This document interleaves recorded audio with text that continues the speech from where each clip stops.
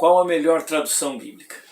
Esses estudos chamam a atenção para as dificuldades e as belezas que nós temos nas muitas traduções bíblicas. Às vezes a tradução bíblica precisa fazer, como dizem por aí, das tripas coração. O que é isso? É uma expressão, né? Quando você pega uma coisa que, vamos dizer, é inferior e tem que fazer algo superior com aquilo, né? Fazer das tripas coração, fazer de um órgão um pouco menos nobre uma coisa muito nobre. E às vezes no estudo bíblico isso vai acontecer na tradução. A tradução às vezes tem que trabalhar com sentidos culturalmente condicionados, e aí é muito difícil o tradutor sempre acertar. Mas veja no nosso linguajar comum. Se você vai na rua, naquela barraquinha que vende cachorro quente, e você sabe que vai ser oferecido ali um pão, né, com salsicha, com algum recheio de maionese ou alguma coisa mais no meio, enfim. Se alguém pegar essa expressão cachorro quente e transportar literalmente para uma outra língua, até no inglês é hot dog, né, é a mesma coisa, né, acho que o português pegou do inglês essa palavra. Mas vamos dizer que você leve essa expressão para uma tribo de pessoas aborígenes que não lidam com a nossa cultura ocidental, e você fala que vai comer um cachorro quente, eles vão ficar assim assustados, vai comer um cachorro, um quadrúpede, né? Enfim, a expressão não pode ser traduzida para eles literalmente. Se hot dog virou cachorro quente aqui, a gente entende bem, mas para eles vai ter que ser alguma coisa como um alimento que consiste em 2 pedaços de pão de trigo com um combinado de carne e celulose no meio. Desculpe dizer, né? Mas enfim, a gente tem que fazer das tripas coração, tem que pegar uma expressão e conseguir transformá-la em algo diferente, em algo que dê a ideia, mas que não pode ser literal. Então, por causa disso, por causa dessas questões, surgiu um estudo, e hoje existe uma classificação de 2 grandes tipos de tradução.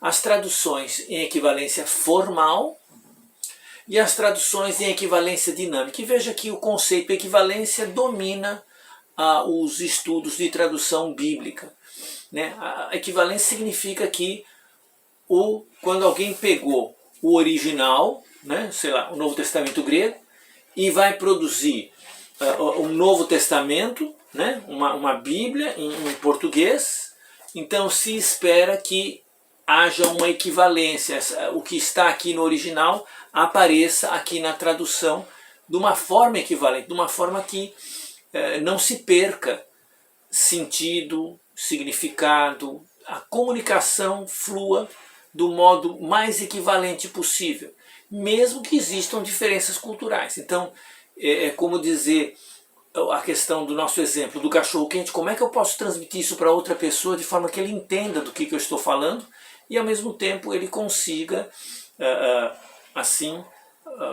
usar na sua língua uma expressão equivalente ao que eu uso na minha língua, porque nós já convencionamos chamar aqueles tipo de sanduíche de salsicha e pão de cachorro quente.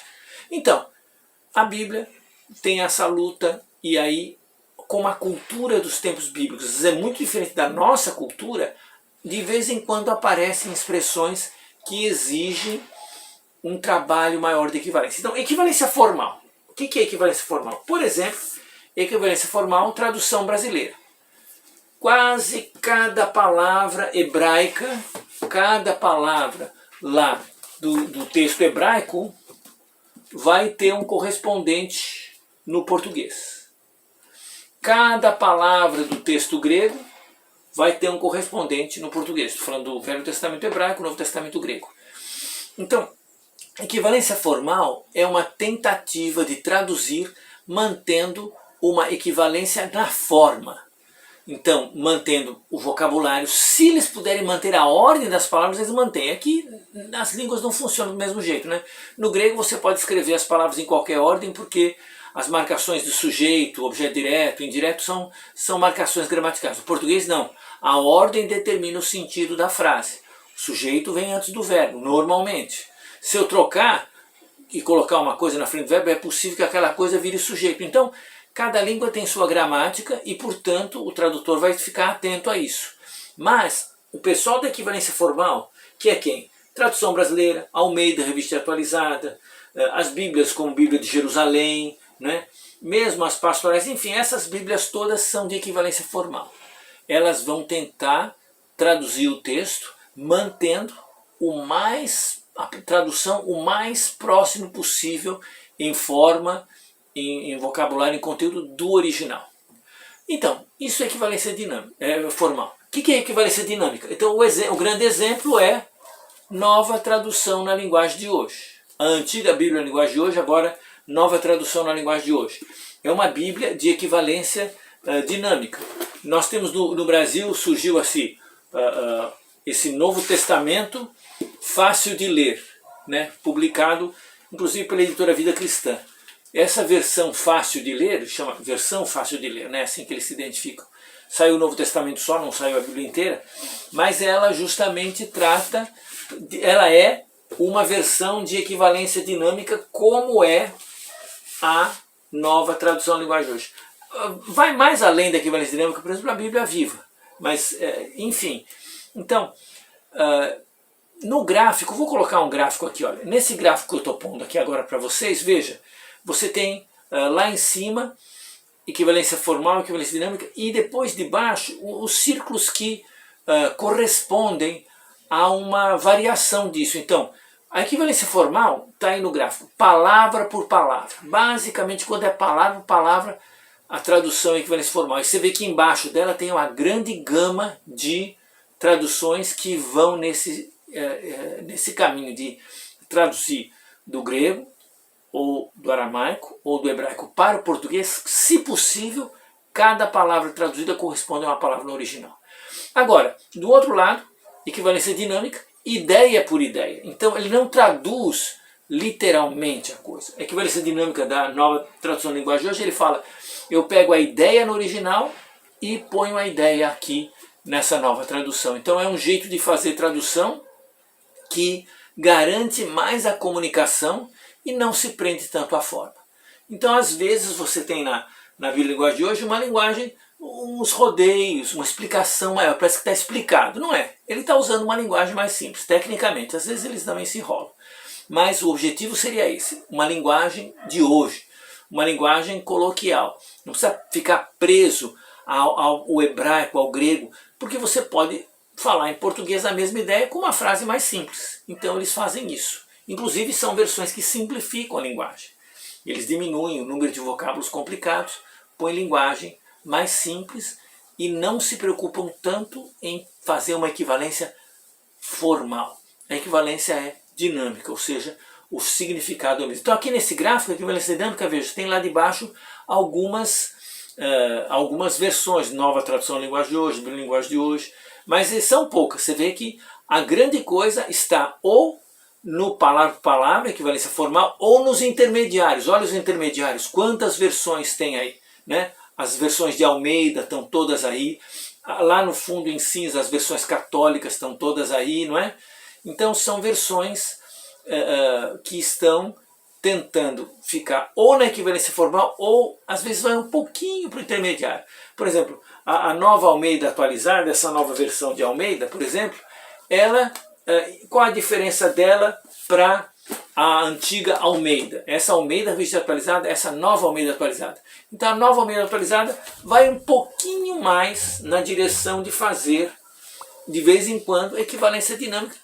Não faz demais, porque justamente o usuário de Almeida gosta de uma versão que seja formal, que seja uma Bíblia bem, assim, que seja uma Bíblia fiel, né? E fidelidade às vezes para o crente no Brasil significa uma Bíblia que segue palavra original. Mas de novo, todas as Bíblias estão buscando ser fiéis, mas tem métodos diferentes de tradução. Então, a equivalência dinâmica tem a sua postura de buscar colocar o texto de modo que as ideias fiquem muito claras e que sejam as mesmas ideias do original.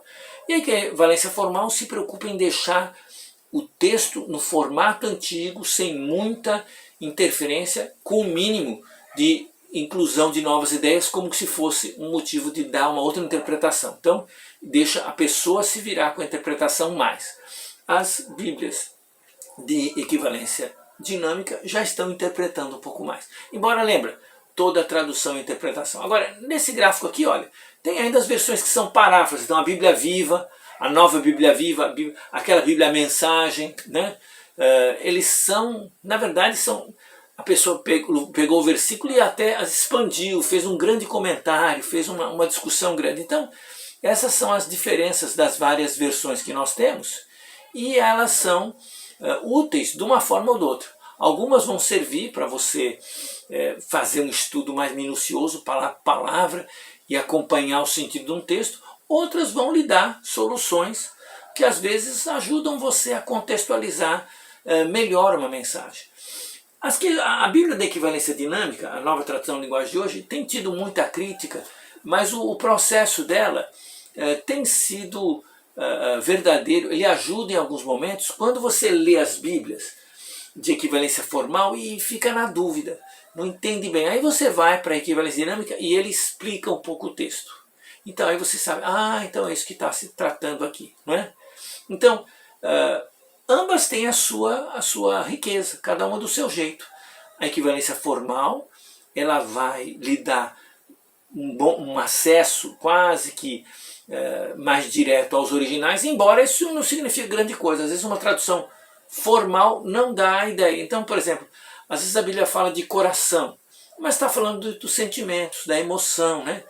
Às vezes a Bíblia fala de rins, não é falando do rim do órgão, mas está falando dos sentimentos também. Então depende, se a tradução for muito literal, ela às vezes não pega o sentido da coisa, como a questão que eu brinquei no começo do cachorro quente. Muito literal vai ficar esquisito para alguém que não conhece a coisa.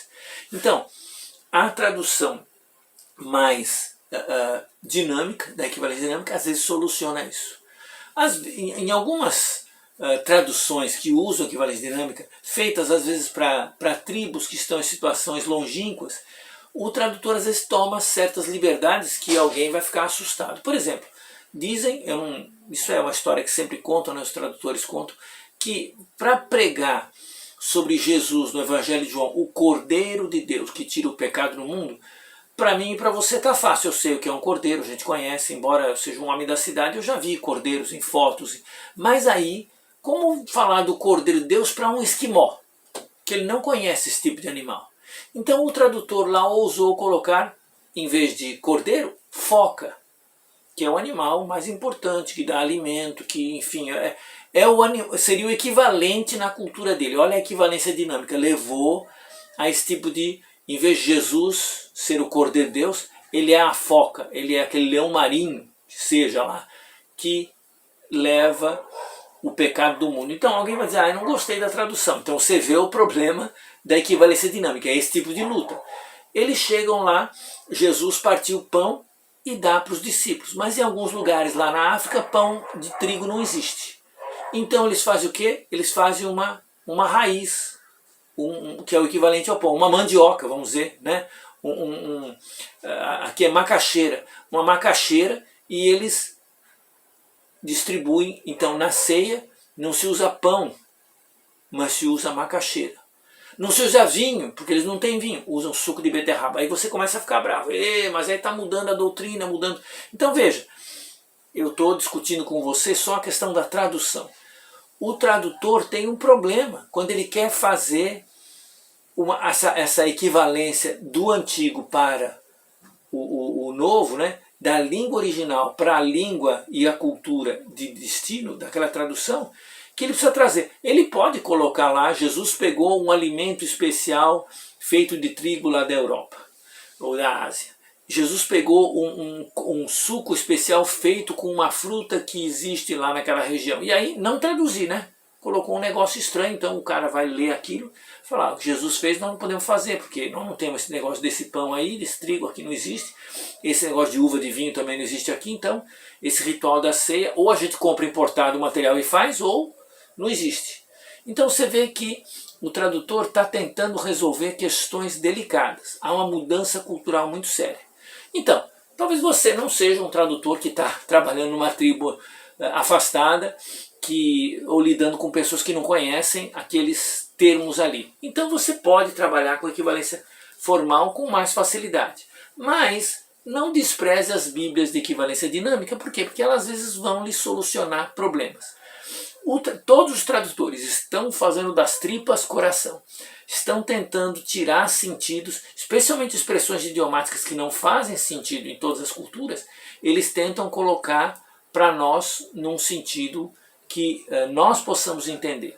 É o papel do tradutor. Uma tradução que não traduz, que não explica, não vale nada. Então nós passa o texto grego para a pessoa, mas ele não sabe ler grego, então aprenda grego. Então você vê, em vez de helenizar ou hebraizar pessoas, ensinar grego e hebraico, nós vamos usar as traduções e vamos saber aproveitar o que uma tem de vantagem, o que outra tem de vantagem, porque elas estão tentando nos trazer o que é melhor daquilo que elas podem oferecer. Então, lembra, equivalência formal, palavra por palavra. Equivalência dinâmica, ideia por ideia.